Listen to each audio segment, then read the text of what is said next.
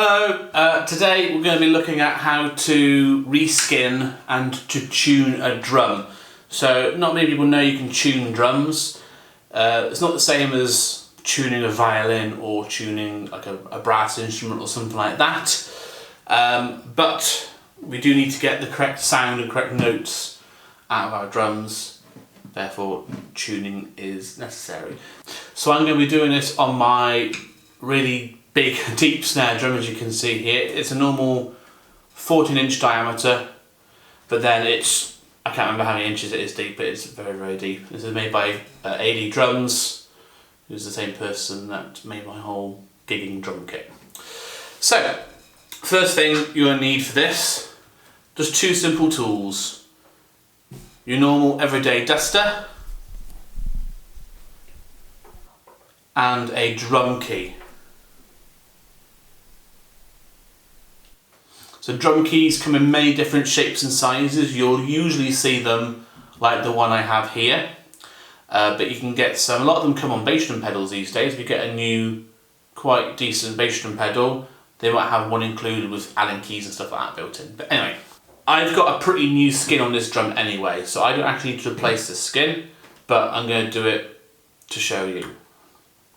So the first thing you want to do is have a nice sturdy surface, so it doesn't move anywhere or doesn't go anywhere. And then you're simply just going to undo all these tension rods, like this.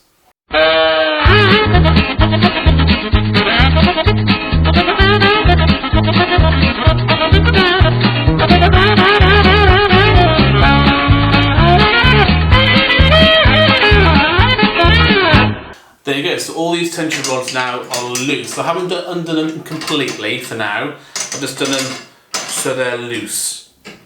As you're doing that, you may hear some little cracking noises or things like that. Don't panic about that, that is just the skin flexing essentially. It's just the skin loosening off, and sometimes there's some little friction noises and stuff like that.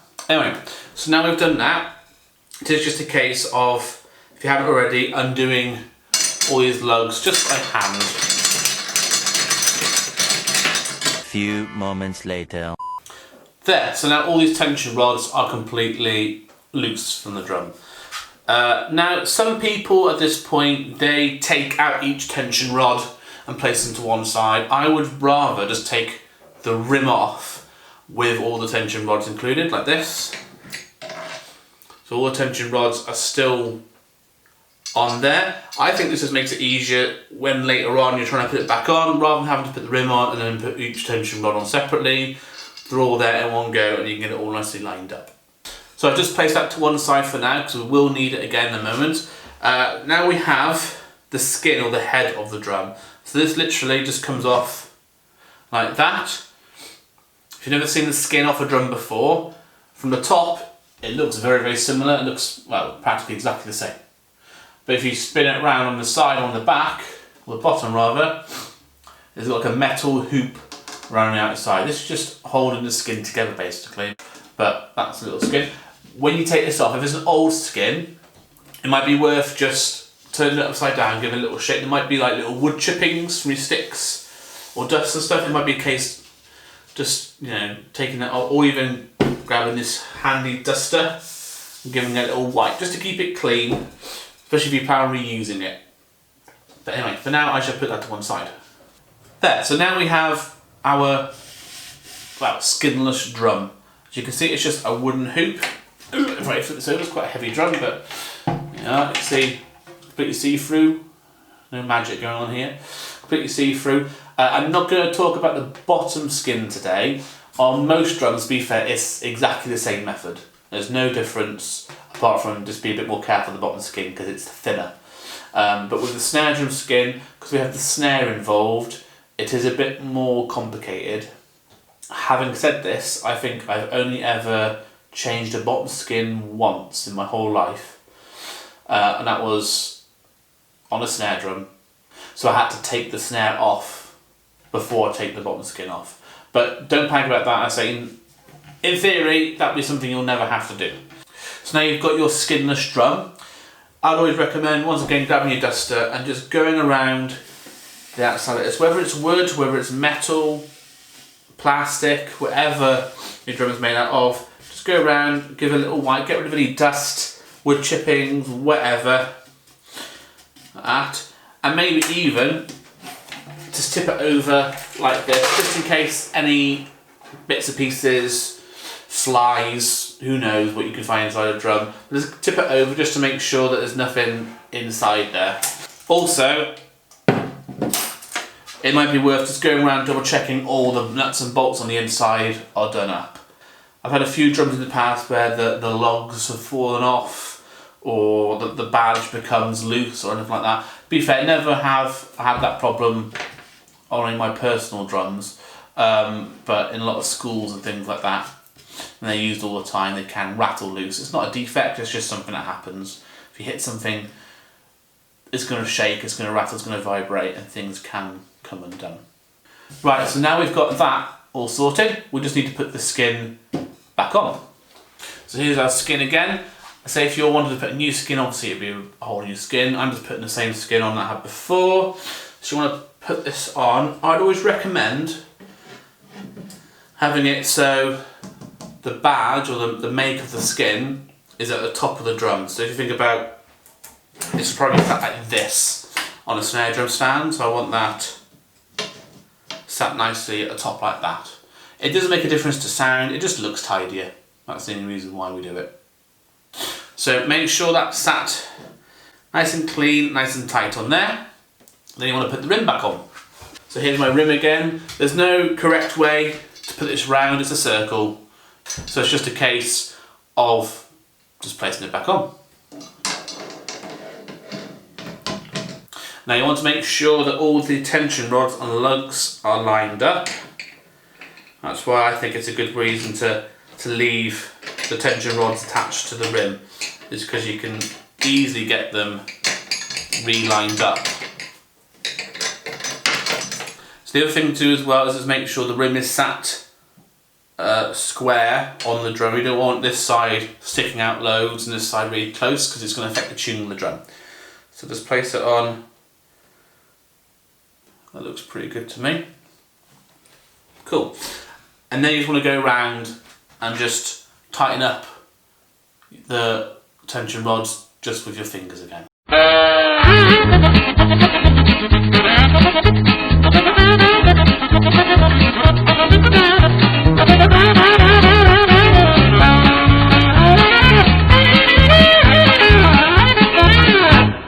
There, so all these are now just tight enough with your fingers. You don't want to do them too tight yet, you just want to get them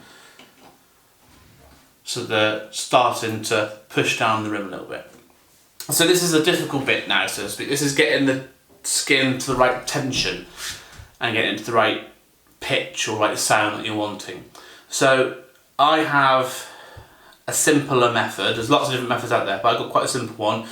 It does involve having to purchase a special device. I can't remember how much this is, but it's not an advertisement. I can't state that enough. I'm not advertising this product, it's just what I use. So this is a little thing called a drum dial. All this basically does, you place it on the skin where you want to change the tension, and it tells you what the tension is, so you can get it the same all the way around. What you'd do if you didn't have one of these, you'd actually just go around hitting around where the tension rods are and making sure they're all the same pitch to your ear.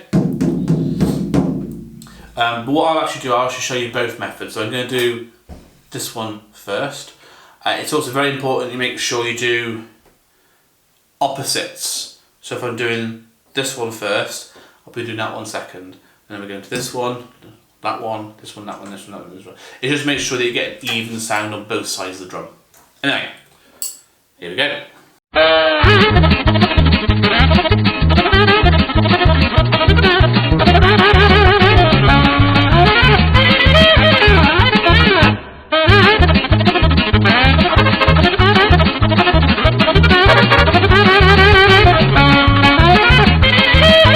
There, so now I've just gone round and tighten them all to the same tension.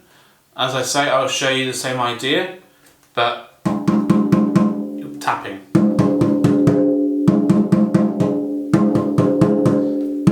So you can already hear that one of these is slightly lower in pitch. This one's la la la la la la la la. It's ever so slightly higher. So just a tiny little, that much. Hardly any turn at all. We have the same pitch. And you do that all the way around until you're happy with that sound. So once I've gone round and tightened all these to tension I'm happy with, especially with a new skin, what I would be tempted to do is just push down the centre of the skin, just to make sure it is bedded properly, which it sounds like it is. If you get another crack sound as you're doing that, it means the skin isn't fully bedded onto the drum properly. So you might just want to re-go round and tighten it up again, make sure you're happy with it. So next thing you want to do is hit the drum. Sounds like a silly thing to say, but you want to make sure that, yes, you've tuned the top skin, but you want to make sure that it works the bottom skin as well.